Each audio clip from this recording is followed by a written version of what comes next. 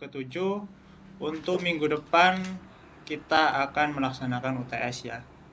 Untuk materinya yang dari minggu kemarin juga sudah saya masukkan ke dalam Discord, bisa diunduh secara langsung. Jika ada permasalahan silahkan berkomunikasi di WA group ya teman-teman. Nah, pada malam hari ini sebelum kita melaksanakan UTS, maksudnya minggu depan kayak gitu. Nah, materi pada minggu ke-7 ini adalah supply chain management di chapter ke-6 ya, kayak gitu. Nah, nanti di chapter ke-6 ini kita mengambil dari referensi dari Kenneth, Loudon and Trevor 2021 yang berjudul E-commerce, Business Technology and Society yang edisi ke-15 dengan penerbitnya adalah Pearson seperti itu. Nah, nanti di subbab pada supply chain management ini dapat apa saja gitu. Nah, yang pertama adalah supply chain management itu sendiri, terus kemudian tahapan dalam perencanaan SCM atau supply chain management, terus perancangan SCM itu seperti apa, kemudian klasifikasi produk and e-commerce, terus yang terakhir adalah distribusi dan layanan e-commerce seperti itu. Nah, SCM sendiri itu kan kita sudah tahu bahwa ketika kemarin kita sudah mempelajari tentang bagaimana cara membuat produk, bagaimana cara membuat branding kayak gitu. Terus kemudian bagaimana menganalisa database, terus kemudian bagaimana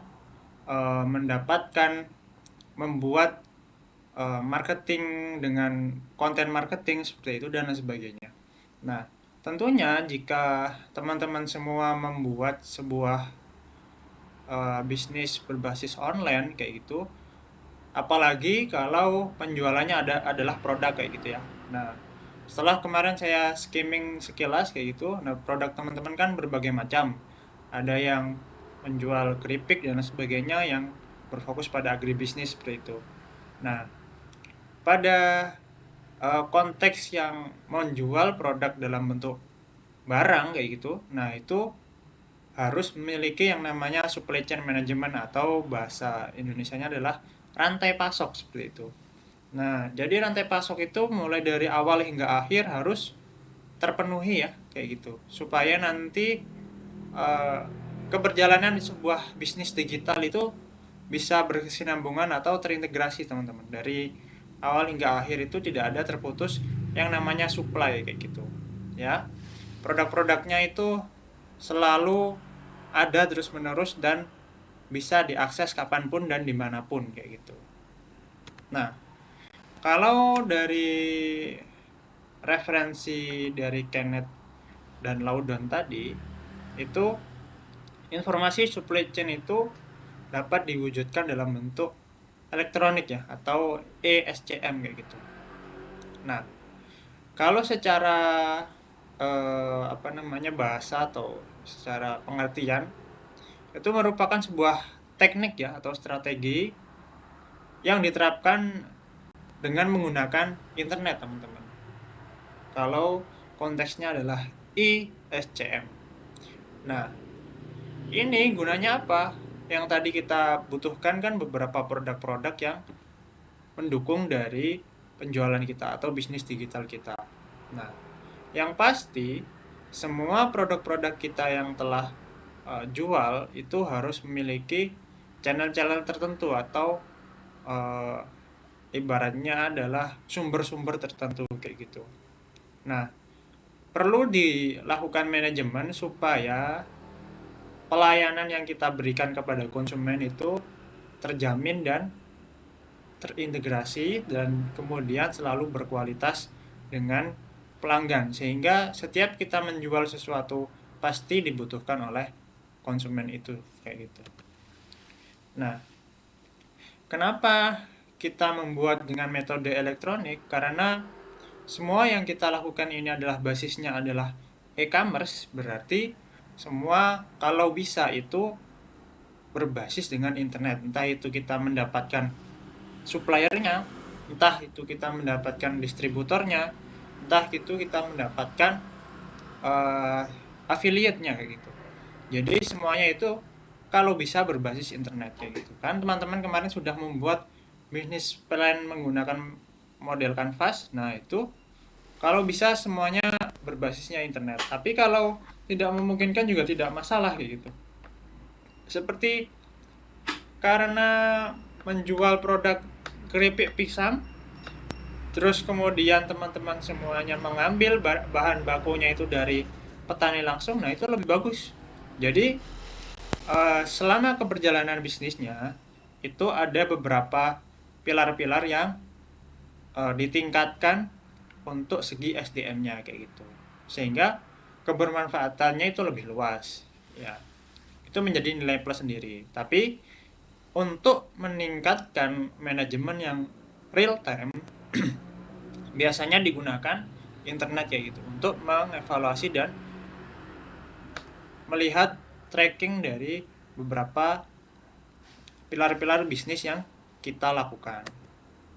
Nah, kalau supply chain management tanpa menggunakan atau elektronik berarti adalah suatu pendekatan yang kegiatannya apa saja, menyediakan, terus kemudian memproduksi. Nah, kemudian juga mengirim itu juga masuk ke dalam supply chain management ya, termasuk dari distributor yang memang kita ajak kerjasama. Nah, itu juga masuk ke dalam supply chain management kayak gitu. Bahkan juga aliran dana. Ketika teman-teman membutuhkan kasir yang berupa elektronik, terus kemudian ataupun manual tentang akunting, nah semua itu adalah masuk juga ke dalam supply chain management kayak gitu. Tujuannya ya pasti satu ya, mengendalikan persediaan sehingga tadi produk kita pasokannya baik itu barang atau jasa itu sampai dan sesuai dengan permintaan pelanggan. Seperti contohnya stocking di Shopee ya kayak gitu. Sekarang kan 11.11 tuh contohnya ya 2024. Biasanya kan flash sale dibuka itu hanya beberapa piece kayak gitu kan. Nah, misalkan 15 stok kayak gitu. Nah, 15 stok itu harganya pasti kan banting harga biasanya kalau flash sale. Nah, gimana caranya kalau kita membuat produk yang banting harga tapi tidak terbatas kayak gitu. Nah, itu adalah salah satu juga. Misalkan memang teman-teman di tahap awal itu membakar duit ya gitu ya, bakar duit dengan menjual beberapa produk dengan harga memang yang sangat murah di flash sale gitu. Nah, kemudian di step selanjutnya di harga yang normal kayak gitu. Nah, itu kan juga beberapa proses yang membutuhkan supply chain management yang bagus supaya nanti ditulisnya stoknya 150 tapi ketersediaannya hanya 10 piece kayak gitu. Nah, itu kan sangat mengganggu dari konsep manajemen dari stok kayak gitu. Nah, contohnya seperti itu. Kalau misalkan konteksnya misalkan sebuah barang. Contoh yang lain, makanan. Nah, makanan ini kan sangat krusial ya untuk makanan. Contohnya menjual mie pedas kayak gitu kan. Mie pedas atau basisnya mie pedas ya gitulah, yang gampang ya. Mie pedas. Bahan bakunya kan berbagai macam ya. Mulai dari bahan dasar bumbunya, terus kemudian hingga sampai mie-nya kayak gitu. Nah, ketika salah satu komponen itu tidak terpenuhi, maka ada satu rasa yang berbeda dari toko satu ke toko yang lain, resto satu ke resto yang lain. Nah, itu menjadi tolak ukur untuk kestabilan, misalkan rasa kayak gitu ya, kestabilan rasa di setiap toko. Sehingga nanti jatuhnya apa? Ratingnya kayak gitu. Karena nanti kalau kita sebuah bisnis yang berbasisnya online, itu pasti kita harus berkecimpung ke dalam rating itu kayak gitu. Karena rating itu sangat mempengaruhi dari tingkat trusting atau kepercayaan dari konsumen itu kepada kita sebagai penjual kayak gitu. Nah, manfaat penerapan ESCM yang pasti kalau menggunakan sistem elektronik pasti dapat mengurangi transaksi. Nah, ini mereka bilang itu 90% ya. Nah, coba kita telisik lebih dalam kalau 90% itu dari mana contohnya kayak gitu. Contohnya tadi kita uh, supply chain manajemennya itu secara konvensional. Berarti keripik pisang itu dari petani terus kita datangi. Berarti kan itu butuh ongkos bensin kayak gitu ya. Kita datangi ke sana.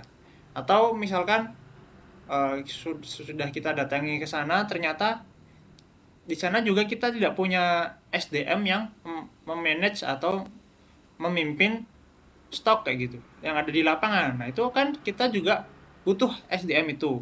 Berarti itu kan ada biayanya juga, ada ongkos HOK contohnya kayak gitu ya. HOK harian, hari orang kerja kayak gitu. Nah, terus kemudian contoh yang lain dari HOK itu kita butuh lagi distribusi transportasi untuk mengirim kayak gitu. Nah, itu kan juga biayanya sangat besar. Belum lagi nanti untuk uh, kalau kita tidak ada intinya pilar-pilar yang untuk memanage di lapangan itu tidak ada.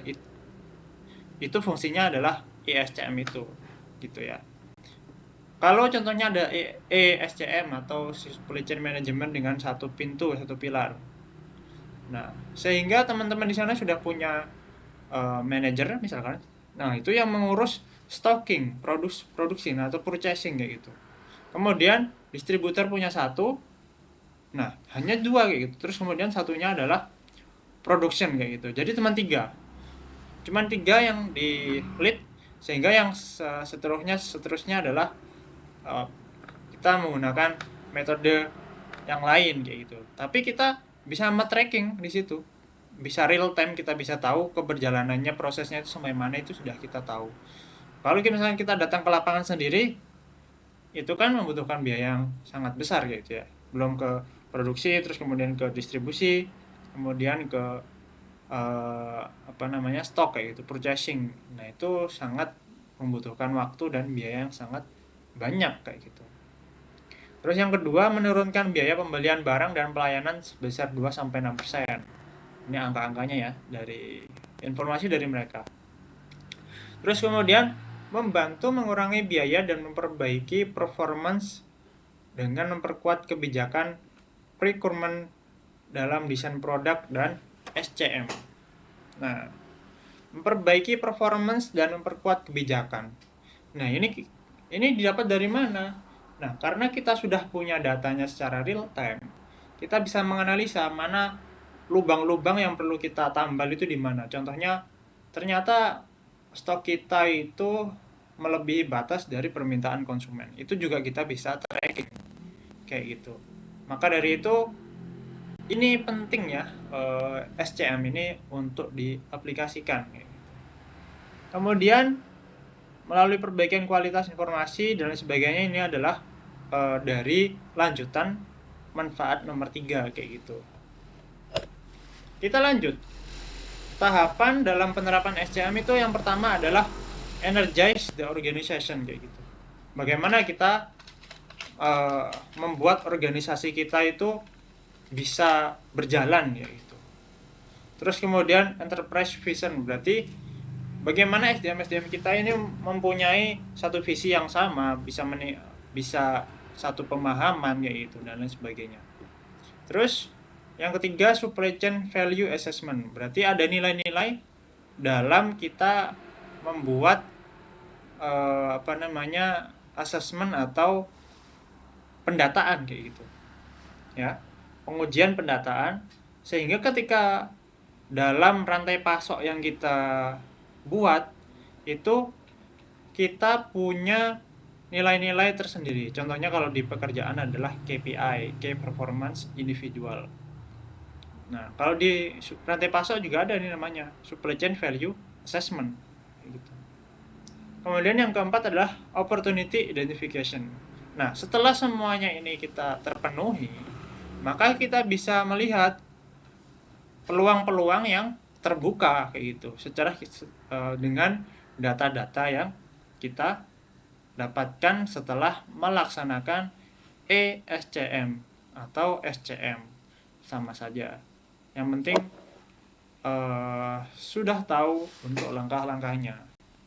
Kemudian yang terakhir, bisa membuat desisi dalam strategi kedepannya. Contohnya setelah keberjalanannya selama 10 tahun seperti itu, ternyata peningkatan penjualan produk agribisnis kita sudah meningkat, tapi peningkatannya setiap tahunnya hanya 1%.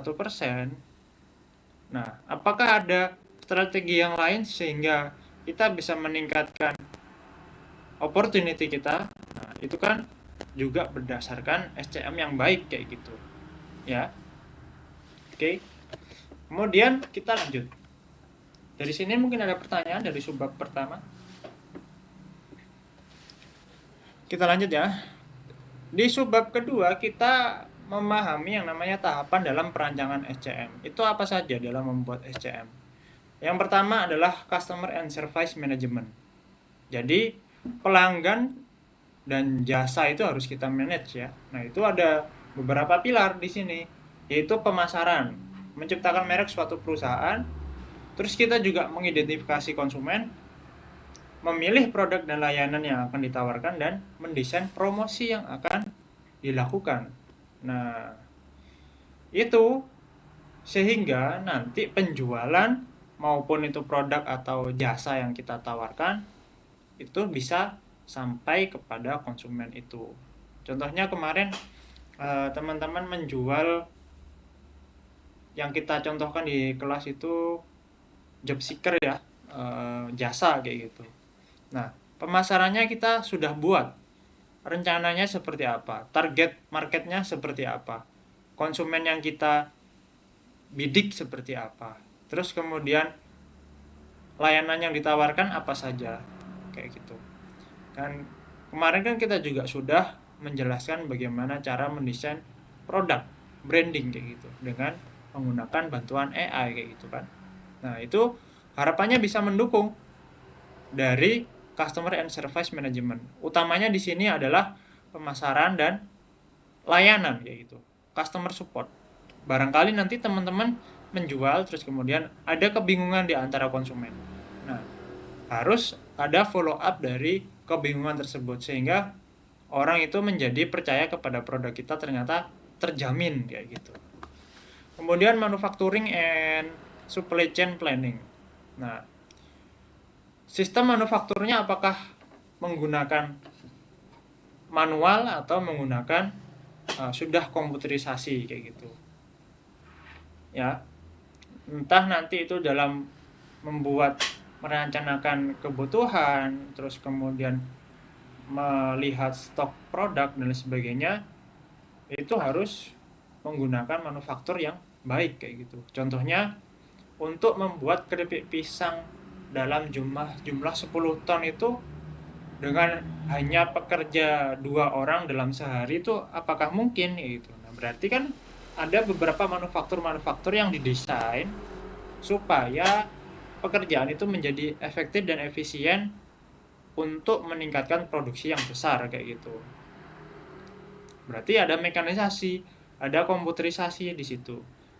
Sehingga tidak manual, diiris dengan pisau misalkan kayak gitu ya. Kemudian di sini itu dibagi menjadi 3 untuk manufacturing and supply chain planning. Yang pertama adalah manufacturing planning tadi yang kita sebut bagaimana produksi kita itu ringkas tapi produksinya besar. Kemudian production process management. Nah, bagaimana dengan produksi yang besar itu tapi kualitasnya tetap sama gitu. Nah, itu caranya bagaimana? Apakah kita perlu mengevaluasi di setiap titik proses yang kita buat atau hanya kita di awal itu hanya melihat di awal saja gitu. Kemudian yang pasti yang terakhir adalah maintenance. Jadi kan kalau kita membuat sebuah manufaktur yang sudah terintegrasi efektif dan efisien, pasti akan terdapat susutnya, rusak alatnya, rusak mesinnya itu dalam kurun waktu tertentu, rusaknya berapa persen. Nah, itu harus kita juga perlu maintenance ya gitu, supaya nanti keberjalanannya ke depan lancar dan produksinya tetap tersedia kayak gitu. Kemudian selanjutnya adalah supplier relationship management. Nah, berarti di sini apa? Ada kata kuncinya yaitu relationship, hubungan di antara supplier gitu. Soalnya kalau kita sudah lancar dalam sebuah produksi dan sudah punya konsumen yang menjadi langganan kita, tapi kalau kita tidak punya hubungan baik dengan supplier atau pemasok dari bahan baku kita, biasanya itu akan terjadi beberapa kegagalan kayak gitu. Soalnya ketika pasokan barang itu kurang, seperti sekarang nih contohnya, sayuran di pertanian harganya sangat murah kayak gitu. Nah, tetapi sampai di konsumen itu terkadang mereka tidak tahu barangnya itu kemana gitu. Barangnya itu kemana, tidak sampai ke konsumen. Contohnya yang sulit itu apa ya? Tembakau misalkan gitu ya, tembakau di daerah Jombang contohnya kayak gitu. Nah, tembakau di daerah Jombang itu sentranya di mana? Contohnya di daerah utara ya, kalau nggak salah. Di Pelandaan sana atau di Pelandaan, terus di Kudu dan sebagainya, di daerah sana. Nah, itu kan barangnya banyak ya. Kita contohkan ilustrasi saja. Contohnya barangnya banyak. Tapi karena sekarang kondisinya itu karena permintaannya itu berkurang, contohnya orang di daerah Jombang ini sudah tidak banyak merokok. Contohnya ya, walaupun kenyataannya semuanya merokok kayak gitu. Tidak banyak merokok. Mungkin berkurang 30% atau 50%. Nah, terus ternyata bahan baku tembakau itu di petani itu harganya sangat murah gitu. Sedangkan manufaktur pabrik-pabrik yang mengolah dari tembakau lokal petani itu kesusahan untuk mencari bahan baku gitu. Nah, berarti ada salah satu pilar di situ yang tidak termanage dengan baik. Contohnya adalah mungkin tengkulak lokalnya itu pundung misalkan gitu ya. Pundung itu puri kayak gitu ya. Gondok gitu. Karena tengkulaknya itu dibanting harga tapi dari pabriknya itu nggak mau menyesuaikan harganya misalnya gitu. Nah, berarti kan itu salah satu supplier mereka yang berkurang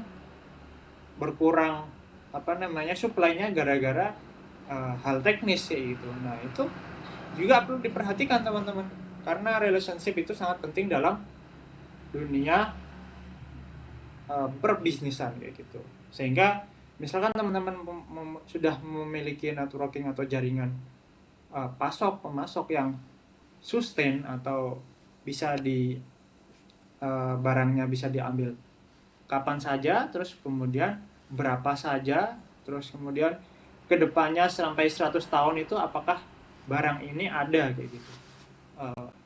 Itu yang harus diperhatikan ya. Selanjutnya adalah logistic resource management. Nah, atau disingkat dengan LRM ya, logistic resource management. Nah, ini adalah sebuah proses manufaktur yang itu isinya ada apa saja. Nah, supplier itu yang menggerakkan produk dan layanan kepada customer dengan menggunakan internet kayak gitu ya.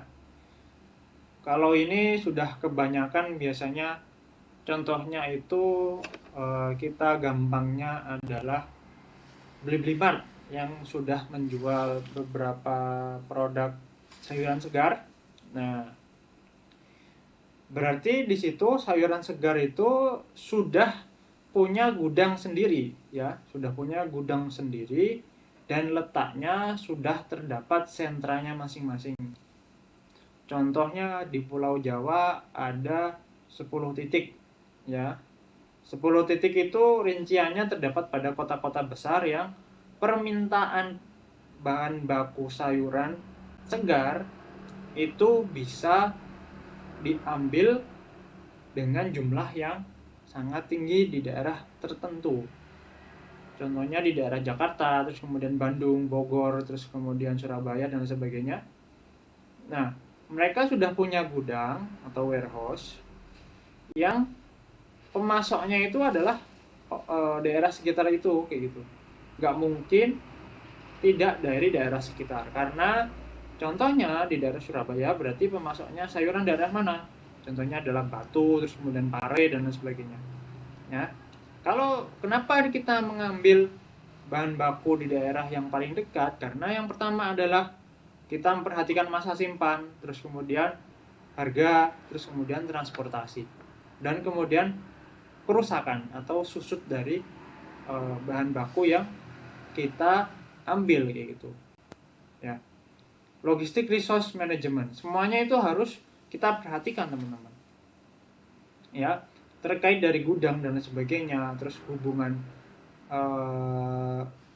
semua saluran atau semua channel-channel yang kita sudah buat itu harus terintegrasi kayak gitu ya. Kalau misalkan kita mengambil tadi yang dari contohnya Blibli Mart, kita mengambil barangnya dari daerah Bandung, nah kalau sampai sini susutnya berapa persen kayak gitu, sehingga harganya semakin mahal, sehingga HPP-nya itu nggak masuk ke dalam penjualan kita kayak gitu. Itu adalah logistik resource management teman-teman. Nah, pilar-pilar itu, beberapa pilar tadi yang kita sebutkan seharusnya itu menjadi perhatian bagi kita sebagai pelaku usaha, apalagi teman-teman nanti agribisnis pasti jatuhnya adalah sebagai konsultan bisnis dalam pertanian kayak gitu. Nah, terus kemudian ada architecting the SCM environment. Nah, berarti ada beberapa contohnya adalah beberapa tools gitu ya untuk membantu arsitektur ini dalam SCM. Jadi arsitektur adalah komponen-komponen pendukung atau tools yang itu adalah membantu keberjalanan dari SCM, supply chain management. Nah, ada apa saja? Yang pertama adalah perangkat keras, yang pasti adalah hardware, yaitu entah itu handphone, laptop, terus kemudian dan sebagainya. Terus kemudian ada perangkat lunak, misalkan pencatatan keuangan, terus kemudian e-kasir, terus kemudian selanjutnya adalah dana yang lain, itu yang menjadikan semua SCM itu menjadi berjalan dengan baik gitu. Dan yang pasti yang paling utama ini basis data ya, basis data. Kemarin, nah nanti minggu depan mungkin akan kita jelaskan cara mencari database gitu ya. Kemarin kan kita sudah memiliki, contohnya adalah database sejumlah berapa ribu gitu. Nah, bagaimana cara mencari database? Nah, supaya nanti menjadi calon customer, kayak gitu. Ya, itu kan menjadi sesuatu yang menarik ya, kalau kita akan menjual sesuatu kepada orang, kayak gitu. Kemudian yang subbab ketiga adalah perancangan SCM. Nah, perancangan SCM itu yang pertama adalah developing the ESCM strategy. Strategi yang kita gunakan itu rencananya nanti seperti apa SCM yang akan kita buat. Yang pertama adalah constructing the business value proposition. Berarti kita sudah punya nilai-nilai dalam usaha kita itu seperti apa, sehingga nanti SCM-nya itu mengikuti dari value proposition yang kita punya. Contohnya kemarin kita kan sebagai penawaran job seeker kepada orang-orang pengangguran kayak gitu, dengan target marketnya adalah pria dengan umur Gen Z kayak gitu ya. Berarti kan itu kita sudah punya target marketnya yang sudah pas, tapi value proposition-nya adalah kita bisa menjual nilai lebih terhadap job seeker yang mengalami kemarin adalah terkena lilitan hutang kayak gitu, pinjol akibat judi online kayak gitu. Nah, itu kan juga kita perhatikan lebih gitu ya. Value proposition kita, job seeker ini bisa membantu 80% orang yang terlilit hutang. Nah, itu kan salah satu value proposition yang tidak dimiliki oleh aplikasi-aplikasi lain yang menjual produk yang sejenis kayak gitu ya. Berarti kita harus apa? Constructing the business yang memiliki value proposition, yang nantinya pasti bisnis ini tuh dicari orang kayak gitu. ya.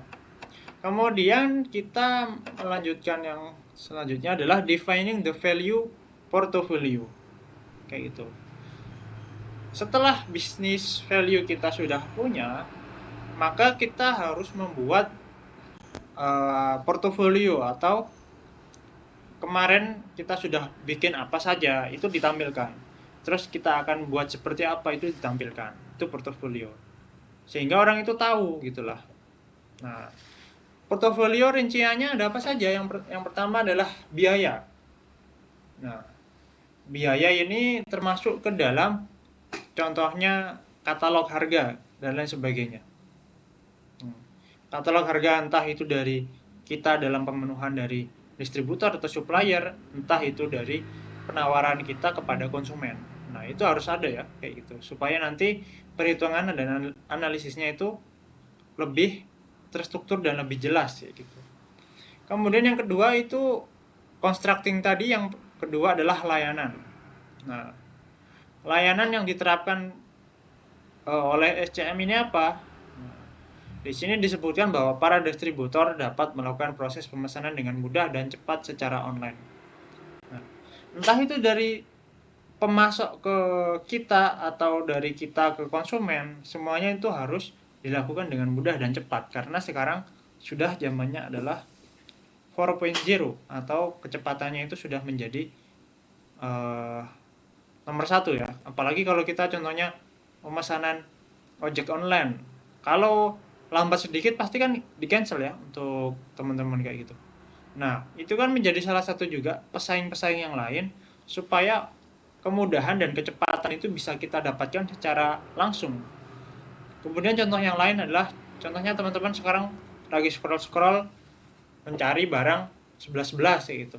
Sekarang lagi nyari 11.11 karena nggak mau ketinggalan, mau jam 12 gitu ya. Nah, terus kemudian menanyakan produk yang live. Kalau nggak dijawab kan pasti cari toko yang lain ya gitu kan. 10 menit 10 menit kelamaan. 3 menit nggak dijawab, nyari toko yang lain. Pasti kan kayak gitu. Ya, kenyataannya seperti itu. Berarti kan layanan ini harus kemudahan dan kecepatan itu harus disesuaikan dengan target marketnya gitu. Contohnya kita yang kemarin job seeker.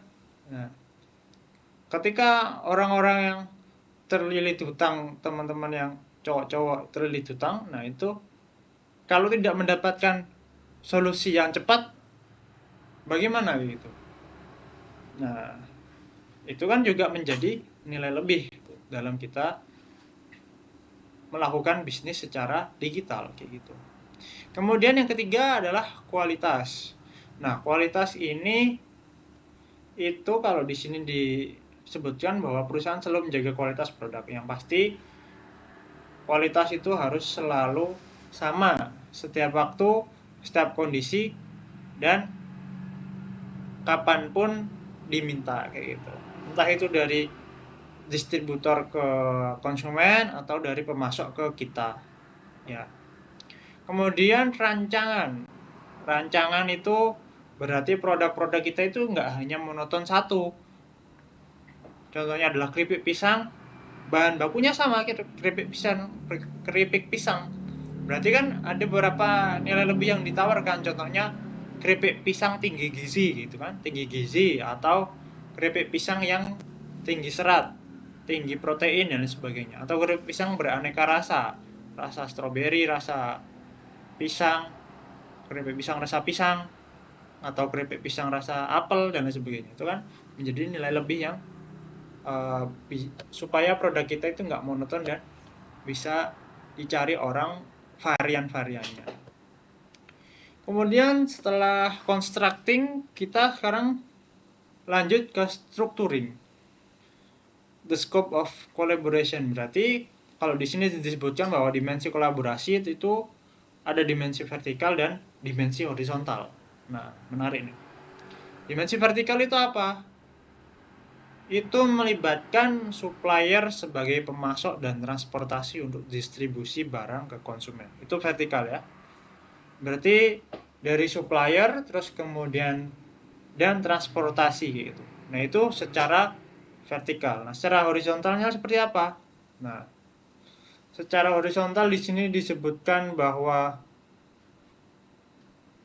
di sini adalah ketepatan waktu, terus kemudian informasi, terus kemudian ketersampaian, dan lain sebagainya. Itu adalah dimensi horizontal. Nah, kalau vertikal itu adalah fisiknya, subjek-subjeknya, objek-objeknya, kayak gitu. Nah, kalau dimensi horizontal adalah yang mendukung manajemennya, kayak gitu. Ibaratnya adalah manajemennya. Itu adalah dimensi horizontal. Sedangkan vertikal adalah objek subjeknya. Nah, kalau horizontal berarti predikatnya, ibaratnya kayak gitu. Gampangnya kayak gitu. Kemudian selanjutnya adalah ensuring effective resource management. Nah, apa ini? Ini adalah kita tugasnya adalah memastikan bagian dari perusahaan yang kita buat, semua komponen ya, yang mendukung penerapan SCM ini harus sesuai.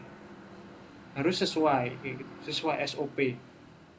Ya, supaya nanti manajemen yang kita buat itu prosesnya itu lancar dan efektif ya. Itu adalah salah satu contoh kalau kita menggunakan SCM yang baik. Didukung dengan apa? Didukung dengan arsitektur yang baik tadi, yaitu apa? Tools-tools yang sesuai. Entah itu hardware-nya, software-nya, dan sebagainya. Ya. Kalau di sini disebutkan itu adalah penggunaan teknologi informasi dalam hal pengolahan aset serta manajemen bahan baku. Berarti semuanya itu terintegrasi kepada online ya. Nanti barang masuk tinggal di scan dan masuk ke dalam data Excel ya, misalkan kayak gitu. Kemudian selanjutnya adalah customer service management. Jadi sini ada pertanyaan mungkin teman-teman. Waduh. Bapak izin tanya tentang tugas, Bapak. Oh, bertanya tentang tugas. Ya, silakan. Sebenarnya itu Bapak, maaf rame soalnya di sini lagi di rumah sakit. Oh, iya, nggak apa-apa. Bapak untuk deadline-nya tugas produk itu kapan, Nggih? Soalnya saya belum mengumpulkan, saya lupa belum mengumpulkan Bapak, tinggal mengumpulkan aja, Pak. Silakan koordinasi sama kemarin ketua kelasnya siapa ya, kayak gitu. Nanti koordinasi sama ketua kelasnya saja, terus kalau ada kendala silakan koordinasi ke ketua kelasnya kayak gitu. Nanti ketua kelasnya kan di situ sudah dikompilasi kan untuk semuanya. Nanti sebelum UTS itu saya cek untuk tugas yang di link ya, kayak gitu. Kalau yang offline kan memang sudah saya terima. Kalau yang online itu belum saya cek untuk kelengkapannya kayak gitu. Nanti tinggal koordinasi saja sama yang mengompilasi tugas-tugas teman-teman kayak gitu. Oke. Kita lanjut untuk selanjutnya yaitu customer and service management. Nah, di sini CRM ya bilangnya. Berarti di sini ada beberapa komponen yang harus dilakukan. Yang pertama adalah online order processing. Di sini disebutkan bahwa masalah pengorderan atau pemesanan itu dilakukan secara online seperti itu. Terus kemudian lead capture, data-data yang dimasukkan saat pemesanan, saat order itu sudah dalam pencatatan yang baik, basis datanya dengan bagus. Kemudian literatur fulfillment, itu katalog-katalognya sudah jelas. Kemarin kan kita buat contohnya adalah semangka kuning. Di situ kita rincikan semangka kuning itu rasa manis, tidak ada biji, terus kemudian harganya berapa dan sebagainya, gizinya juga sudah ada. Nah, customer and service management ini harus tahu info-info itu. Ya, yang tugasnya untuk memberikan informasi itu harus tahu ketika teknis di penjualan itu bermasalah, maka customer and service ini harus bisa memberikan informasi yang sesuai. Jangan sampai produk-produk yang dijual tidak sama dengan yang disampaikan oleh customer service kayak gitu. Kemudian selanjutnya adalah manufacturing and supply chain planning. Berarti ada perencanaan-perencanaan dalam manufaktur dan rantai pasoknya seperti apa. Yang pertama adalah manufacturing planning, yaitu bagaimana cara membuat produksi yang efisien, yang tingkat advance, yaitu. Terus kemudian production and process management, berarti SCM-nya harus baik sehingga nanti leader-leadernya di lapangan itu bisa tahu untuk keberjalanannya seperti apa. Terus kemudian yang selanjutnya adalah product and design engineering. Produk yang kita kembangkan itu apakah monoton seperti itu atau kita sudah punya inovasi-inovasi lain dengan desain-desain yang bisa mengikuti perkembangan zaman kayak gitu. Kemudian plan management and quality management. Nah, di sini pemeliharaan mesin dan manufaktur yang secara teknis itu susutnya harus diperhatikan, dan maintenance-nya, perbaikannya itu harus berkala supaya produk kita itu selalu berkualitas dari kurun waktu A sampai kurun waktu Z ya gitu.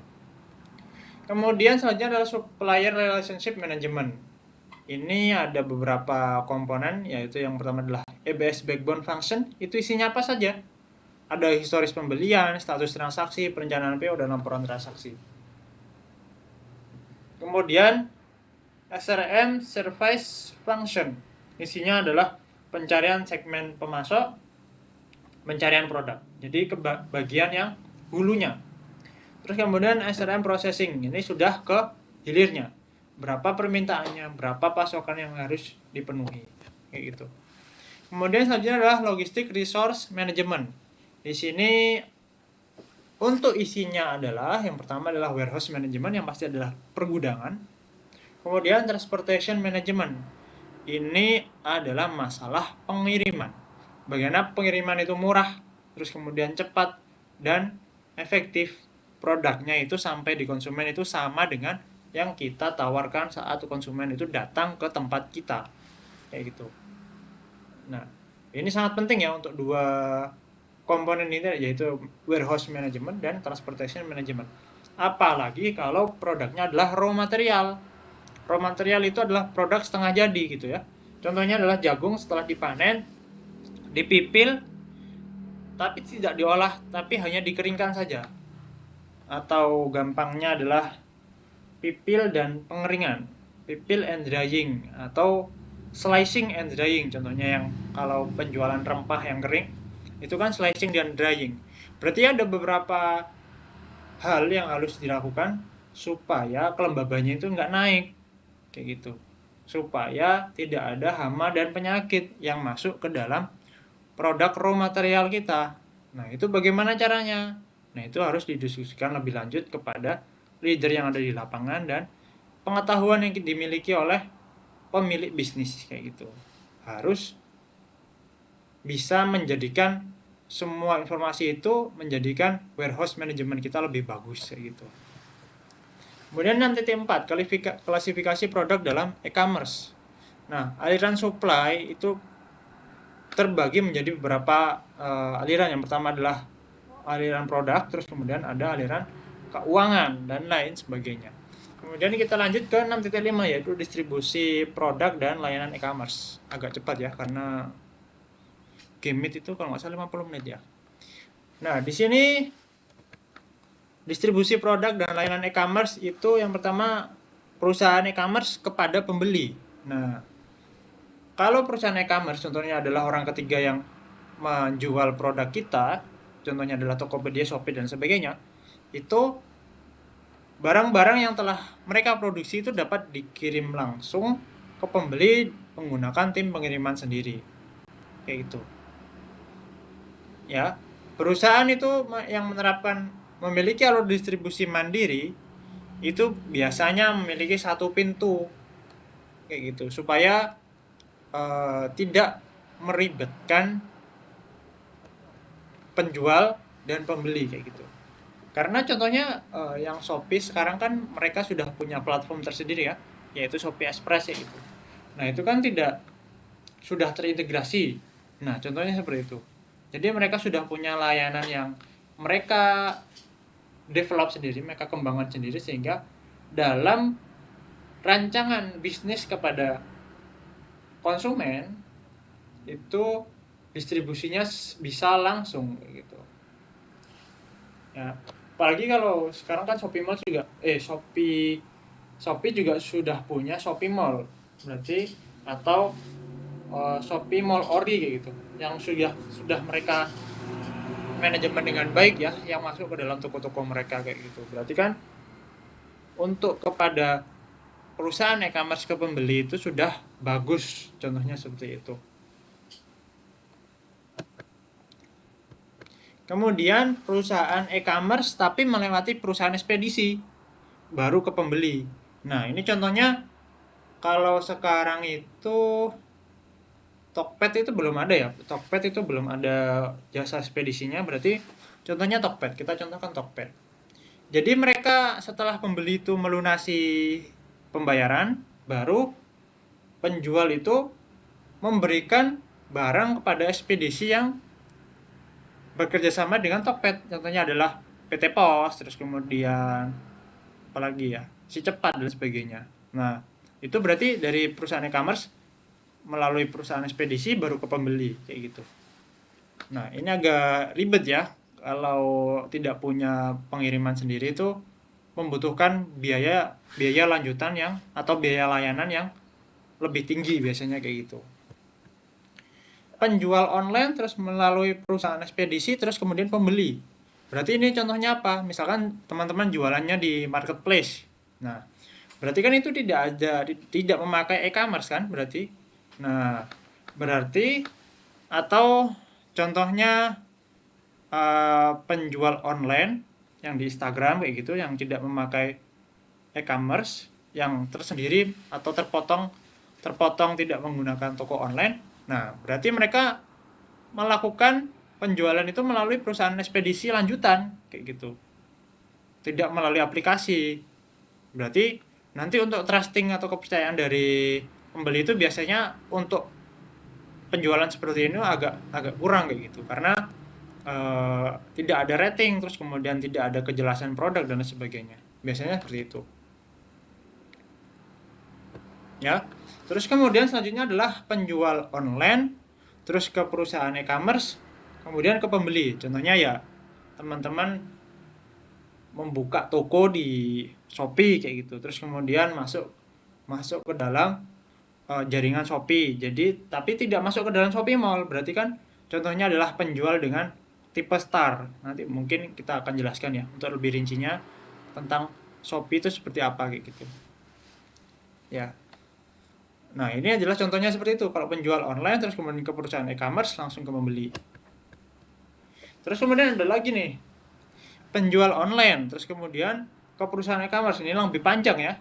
Terus baru ke perusahaan ekspedisi, terus kemudian ke pembeli. Nah, ini jalurnya agak panjang. Biasanya kalau panjang seperti ini biasanya harganya lebih mahal kayak gitu. Nah, contohnya penjual online di toko bagus. Toko bagus sudah nggak ada ya. OLX dan kayak gitu. OLX kayak gitu. Nah, menjual motor dengan seharga second di OLX. Berarti kan OLX itu adalah sebuah e-commerce, ya. Setuju ya?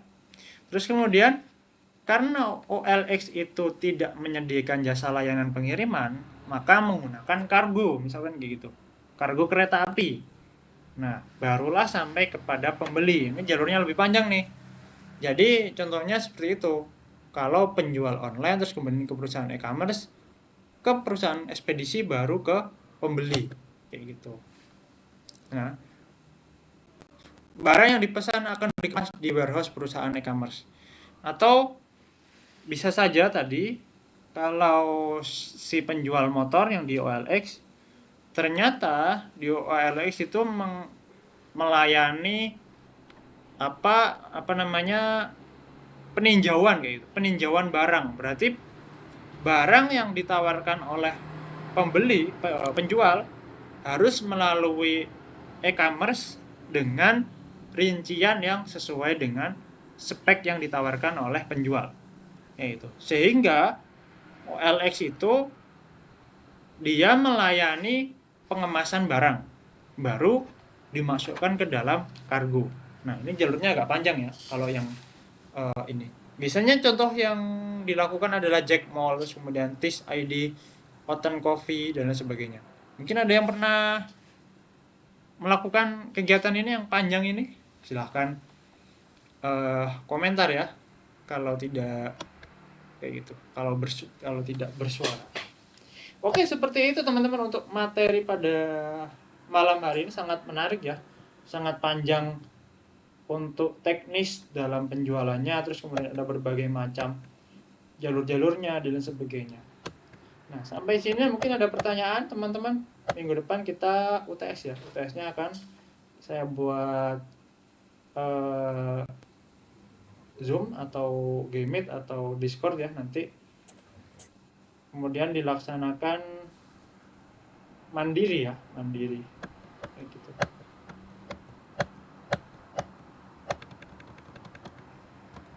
Sampai sini ada pertanyaan teman-teman? Supply Chain Management Chapter 6. Jika Bapak, tidak permisi ada, Bapak, mau tanya Bapak.